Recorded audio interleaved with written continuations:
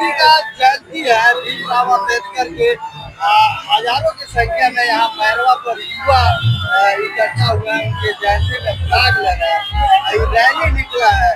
तो क्या कहेंगे अम्बेडकर जयंती का अवसर? आज भीमराव अंबेडकर की जयंती के उपलक्ष्य में उनका शोभा यात्रा निकला हुआ है और शोभा यात्रा के जरिए हम लोगों में संदेश दे रहे हैं कि डॉक्टर भीमराव अंबेडकर ने जो संविधान लिखा, उस संविधान के जरिए आपको जो अधिकार मिला, उस अधिकार के जरिए सबको शिक्षा, सबको समान की जो एकता का अधिकार मिला, उसके आज हम लोग संदेश दे रहे हैं और कह रहे हैं कि ये देश संविधान से चलेगा, ये देश लोकतंत्र से चलेगा। ये देश में जो संविधान के तहत सबको बराबरी का अधिकार दिया गया है, उसके तहत ये देश चलेगा।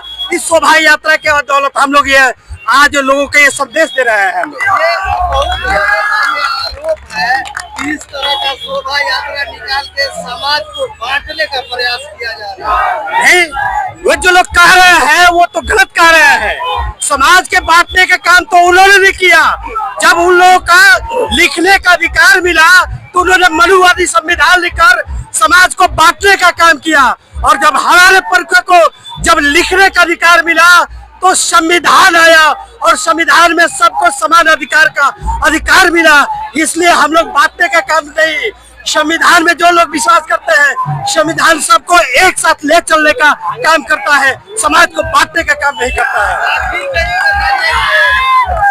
भीमराव अम्बेडकर के जयंती के उपलक्ष्य में ये जो हजारों युवा है उनको क्या संदेश देंगे? ये संदेश हम लोग देना चाह रहे हैं कि इस देश में जो आज नफरत का कारोबार चल रहा है, पूरे देश में जो नफरत का हिंसा भड़काकर नौजवानों को गुमराह करने का काम कर रहे हैं, आज हम लोग ये संदेश देना चाहते हैं कि हम लोग भाईचारे में विश्वास करते हैं, हम लोग प्रेम भाव से रहना चाहते हैं। हम लोग चाहते हैं इस देश में सांप्रदायिक भावना भड़काकर इस देश में राजनीति न किया जाए, सबको एक समान दिया देखा जाए, इसलिए हम लोग मांग कर रहे हैं। भीमराव अम्बेडकर की जयंती के उपलक्ष्य में युवाओं को क्या संदेश देंगे? आज बाबा साहेब का जन्मदिन है, उससे उत्साहित होकर हमारे देश के सारे नौजवान बाबा साहब का जन्मदिन का उत्साह मना रहे हैं। और नौजवानों को मैं कहना चाहता हूँ कि उत्साह के माध्यम से सबसे जरूरी है पढ़ना लिखना।